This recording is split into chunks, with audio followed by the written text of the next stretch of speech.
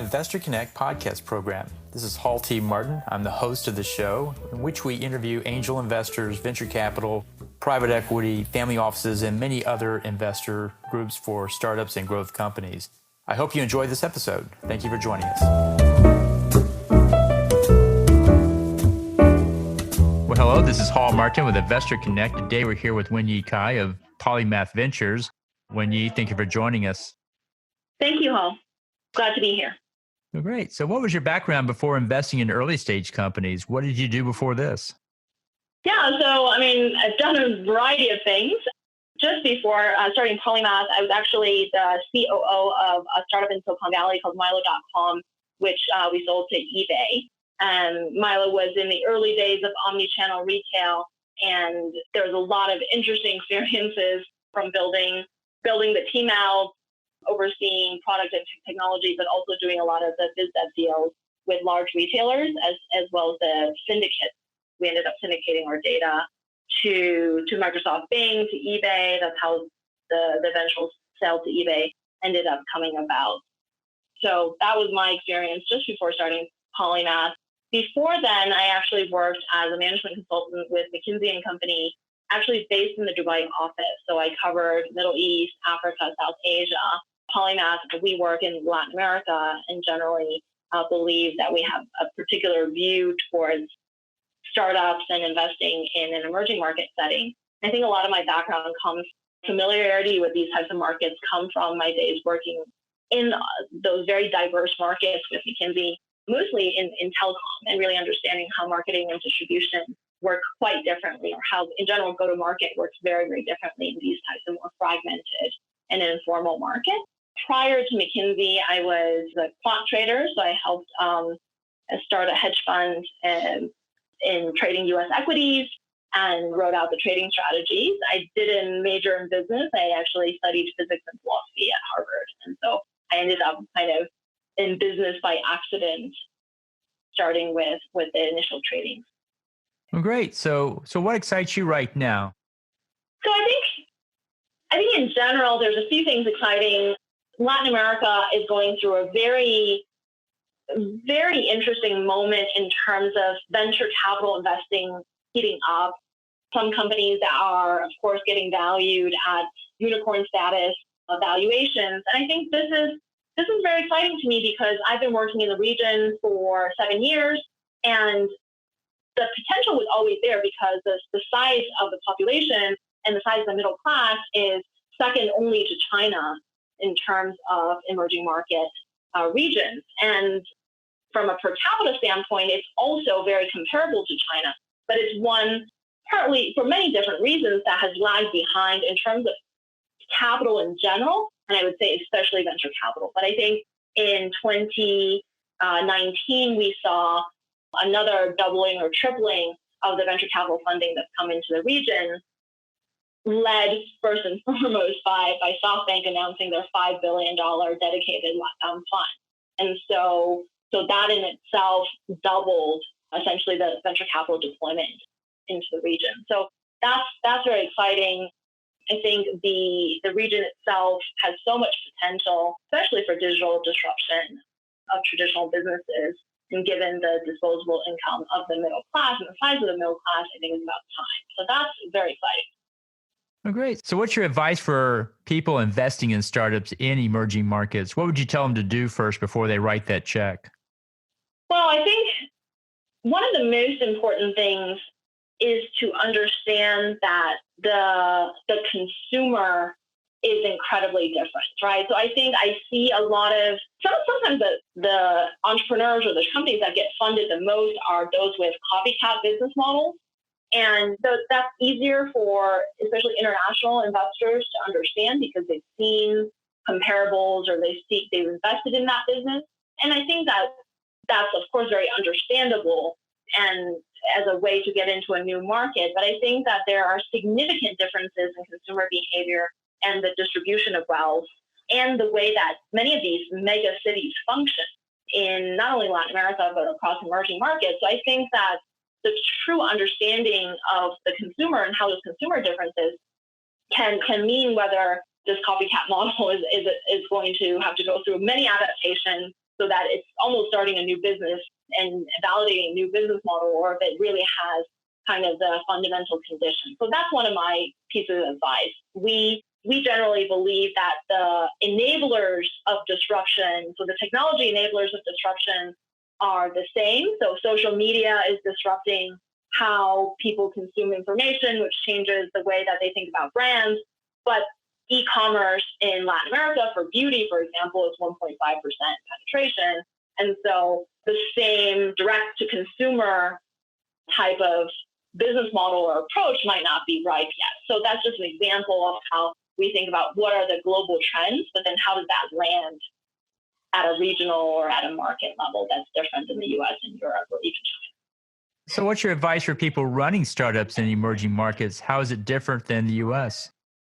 I think probably the biggest difference in the challenge I've seen, of course, there's capital and talent challenges, but in terms of how to go about being an entrepreneur, I think one of the biggest challenges I see is that in the US, generally startups are disrupting a small part of the value chain. Maybe the market is very big, right? But it's a small part of the value chain or the process flow that is inefficient and can be greatly kind of disrupted or optimized with technology or a new approach. I think in many of these emerging markets, oftentimes when you see a consumer problem, like let's say the service for auto repair is very poor and poor quality, you go into the market and you start realizing, well, parts is a huge issue and the logistics parts is a huge issue and accounting is a huge issue. So very often you're seeing many parts of the system that are broken. And I think the temptation is to say, well, I'm going to go and fix all of those problems, right? Which is very difficult for a startup that is under-resourced, which by definition startups are. And focus is key. So I would say that my advice for entrepreneurs is, especially in these markets, is to understand that even though you will go into a system and realize that many parts of the value chain and many parts of the process flow and many parts touch points with consumers and other stakeholders are broken, to really figure out where your competency is and where you should tackle the problem first.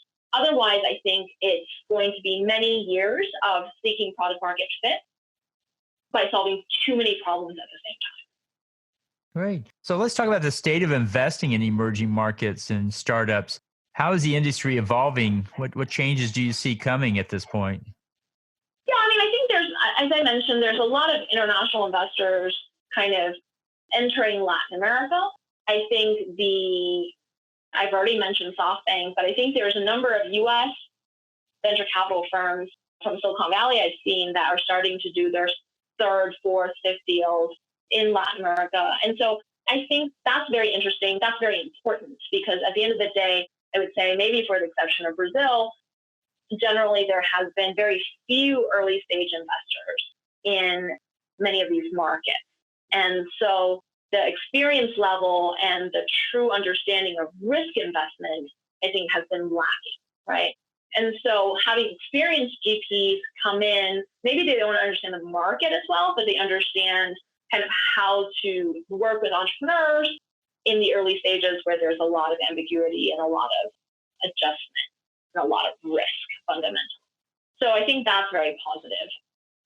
I think that the other thing that's interesting as a trend, although the impact is still unclear, is there's definitely many corporations that are starting to do their own corporate venture capital, or at least investing or partnering with GPs to set up a corporate venture capital fund or to participate in a corporate venture capital fund.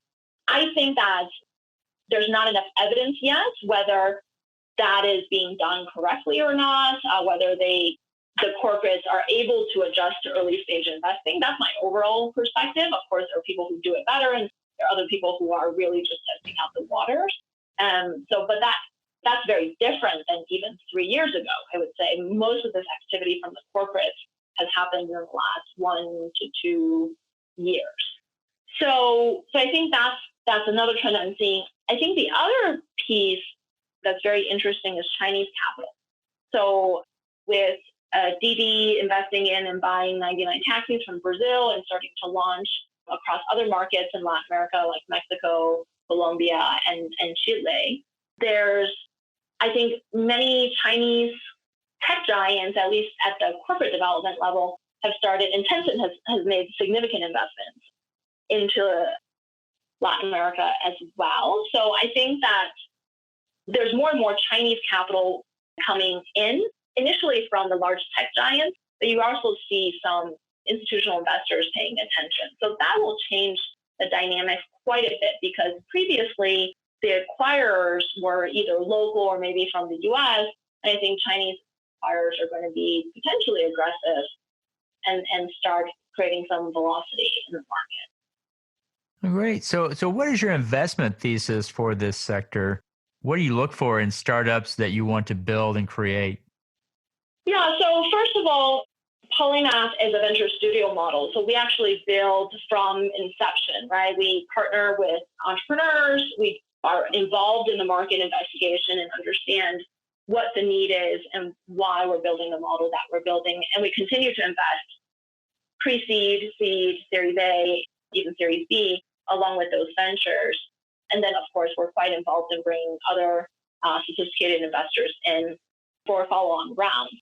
I think in terms of our investment thesis, Polymath's investment thesis is today Latin America, middle class, right? So we are really focused on this middle class consumption having been built up and evolving, but at the end of the day, the disposable income is there, but especially I would say for services, very poorly served, right? And so we really believe that this wave of digital technologies, whether it is smartphones penetration in Latin America being at parity with the US and China, and cloud and AI and so forth. So this entire suite of technologies, we think it will be transformative to providing much better services for the middle class in Latin America. So that's our investment thesis. In terms of, and we really believe, I'm Chinese by origin, and so we've really seen what has happened in China in terms of the leapfrogging, right, of mobile first and so forth, and the different types of business models and behaviors that's enabled in China. So we believe that Latin America, that transition is also going to happen, maybe not at the same speed, but there's quite a bit of tailwind. Now, in terms of what we look at underlying businesses, I think one, of course, it's really, and everybody says this, but it's really about entrepreneurs that not only have the skill set, but are really very interested in solving the problem. And for us, it's important to have entrepreneurs be sophisticated in that sector and understand risk and funding and the dimensions of making a fintech map viable. But it's also that they're really committed to solving this problem of underpenetration of loans or access to financing for the specific markets that they're in, right? That they're not just doing it in an opportunistic way because LATAM is now hot and fintech in LATAM is even hotter. I think the second one is we really believe that human behavior is not very easy to change. So oftentimes what we're looking for is, yes, there's a market need, but what is an existing behavior that you can leverage to grow your business? So to give an example, we have one of our ventures in our portfolio is called a Flore, and it is a direct sales channel for financial service products, and especially fintech products. And the existing behavior we're latching onto or we're building this business off of is that in the middle class, there's a lot of people who are informal financial advisors. They kind of behave as people that neighbors and coworkers and friends and family go to for financial advice. And sometimes they're even lending off of their own balance sheets or organizing savings clubs.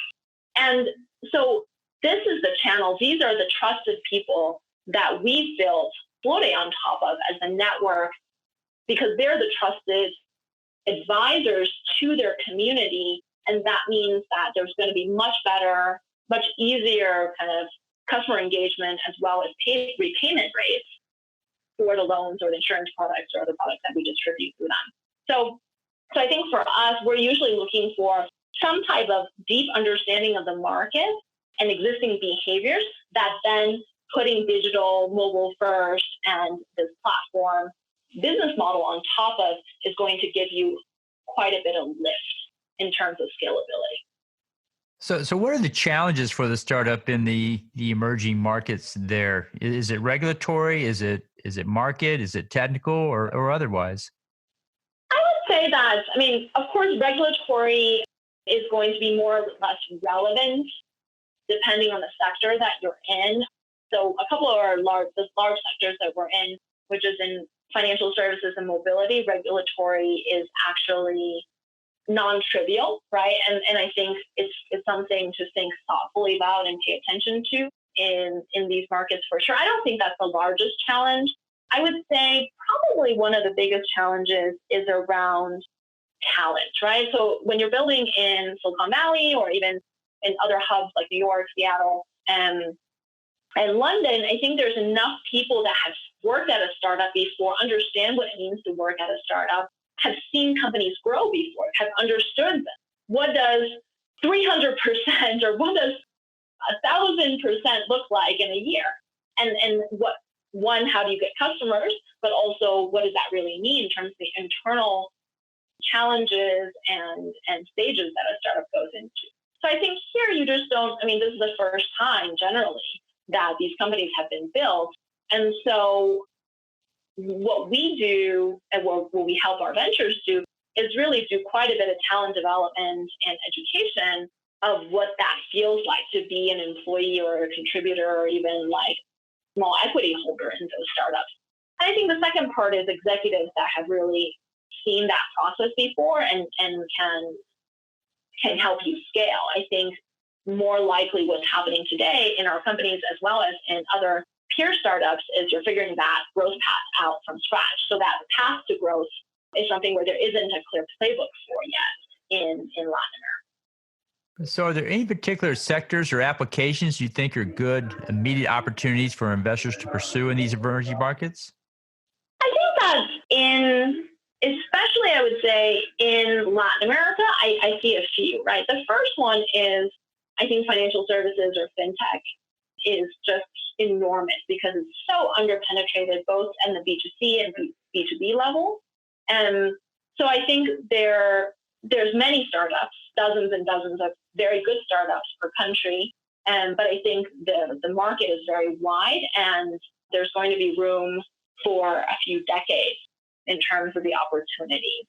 I think that the other thing that we're excited by is the transformation of retail, right? So I don't think it's happening exactly the same way in Latin America as e-commerce is disrupting in the US because there's much less formal retail anyway to speak of. There's a lot more mom and pop shops. There are a lot more direct sellers, kind of the Avon ladies and so forth. But there's a lot of commerce activity. And so what are the interesting technologies or enablers or platform models that will allow commerce to work? And I think all of the related services or processes, whether it's payments processing, whether it's logistics, all of these parts of the business layer or the operations layer also need tons of innovation, right? So I think that's an entire cluster unto itself. And one of the areas that we've been very interested by, and we've just launched a new company is in prop tech, because at the end of the day, these cities are mega cities, right? You have 20 million size cities in Latin America. Each country has one or two of these mega cities. And so the dynamics around the generational shifts, the dynamics around how these cities are growing, continue to grow bigger, much more congested, much more dynamic, mean that the real estate area, both I think eventually in terms of commercial, but as well as residential, there's a lot of inefficiencies so far, and there's going to be a lot of movement. So we also like that. Well, great. Well, in the last few minutes that we have here, what else should we cover that we haven't? I would say that my experience, both having been an entrepreneur in the US and now built quite a few companies in Latin America, is that I think people, generally investors, think about emerging markets as being riskier because of macro trends, because of political trends, and so forth. And I think that venture is quite uncorrelated with macro. If you look at what's happened in Brazil, Brazil went through a very difficult downturn from a macroeconomic standpoint, and even politically, I think, is not seen as being an easy country right now. But the growth of the venture and entrepreneurial and digital ecosystem there has done that in spite of all of these things. So I would like to comment that this wave of digital transformation, technology startups disrupting traditional industries, I think, of course, there are many, many challenges, but I think it's one that should be thought of against the sometimes macroeconomic or political consideration that many more conservative, or only U.S.-based or European-based investors generally think of when they think of a region like Latin America or other regions in other emerging market regions. Well, great. So how best for listeners to get back in touch with you? So finding me on LinkedIn and reaching out, as well as our website at polymathv.com. Great. We'll put those in the show notes. I want to thank you for joining us today and hope to have you back for your follow-up soon. Great. Thank you so much, Hal. Pleasure to speak to you. Investor Connect helps investors interested in startup funding. In this podcast series, experienced investors share their experience and advice. You can learn more at investorconnect.org.